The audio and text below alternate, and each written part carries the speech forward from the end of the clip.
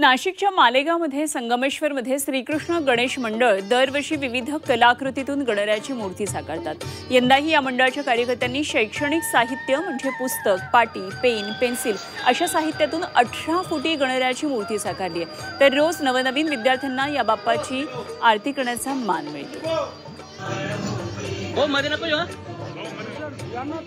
कृष्णा गणेश मंडळ गणरायाला माझा नमस्कार।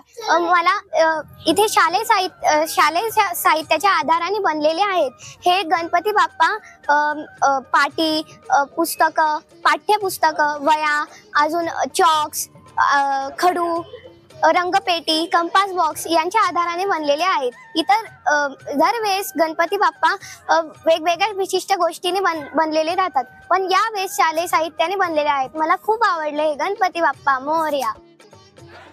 नाशिकच्या मनमाडमधल्या पाटणे कुटुंब नेहमीच घरगुती गणेशोत्सवामध्ये वेगवेगळे देखावे सादर करतात। यंदाही या कुटुंबानं एक आगळावेगळा असा गुहेचा देखावा तयार केलाय आणि या गुहेमध्ये श्री गणरायाची स्थापना केली आहे। गणपतीसमोर महादेवाची पिंड आहे, त्यापुढे असलेला नंदी आणि सिंहाच्या तोंडातून पडत असलेलं पाणी असा काल्पनिक देखावा साकारण्यात आलाय। त्यांनी साकारलेला हा सुंदर देखावा परिसरात आकर्षणाचा विषय ठरतो।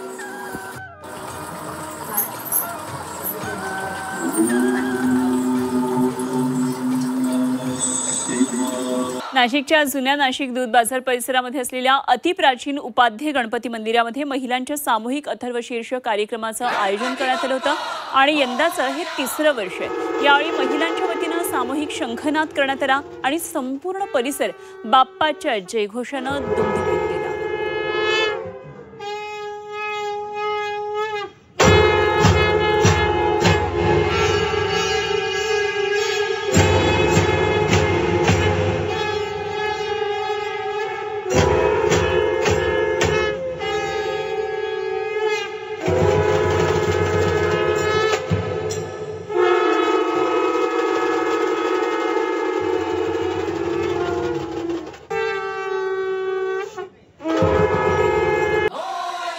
आपण धुळ्यामध्ये धुळे शहरातल्या साक्री रोड परिसरामध्ये श्री कष्टभंजन मित्र मंडळाकडून विशेष अशी गणपती मूर्तीची स्थापना करण्यात आली आहे। वृंदावन इथून आणण्यात आलेल्या विशेष शेतमातीपासून ही भव्य गणपती मूर्ती साकारण्यात आली आहे। 11 फूट उंच आणि 14 फूट लांबीची ही मूर्ती तब्बल 4 टन वजनाची आहे आणि तिची विशेष काळजी घेतली जाते।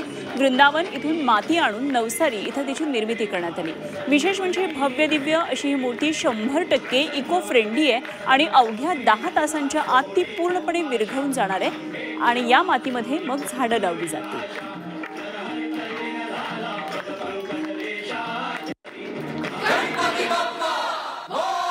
यवतमाळच्या अमराईमध्ये विश्वनाथ शेटे यांनी गणेशोत्सवानिमित्तानं पर्यावरणपूरक देखावा साकारलाय। सहज उपलब्ध होणाऱ्या वस्तूंपासून हा देखावा साकारण्यात आलाय आणि या देखाव्यामध्ये गणपती हत्तीवरून स्वार होऊन आलेत आणि हत्ती सोंडेतून शिवलिंगावर जलाभिषेक करतोय। खाली खळाळणाऱ्या नदीचं पाणी, आजूबाजूला हिरवाईनं नटलेली सृष्टी, असं सुंदर दृश्य उत्तम प्रकाश व्यवस्थेमध्ये उजळून निघालेलं दिसतंय।